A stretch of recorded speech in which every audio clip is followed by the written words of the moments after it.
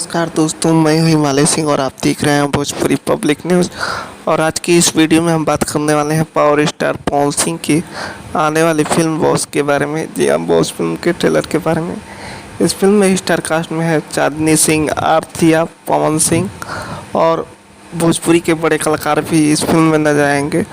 और इस फिल्म में बॉलीवुड के विलन भी नजर आएंगे जो वांटेड फिल्म में नज़र आ चुके हैं सलमान खान के साथ। और इस फिल्म में आप लोगों को इस फिल्म का ट्रेलर बहुत जल्द आप लोगों के बीच रिलीज होगा, क्योंकि जल्द ही इस फिल्म की पूरी शूटिंग पूरी कर ली गई है।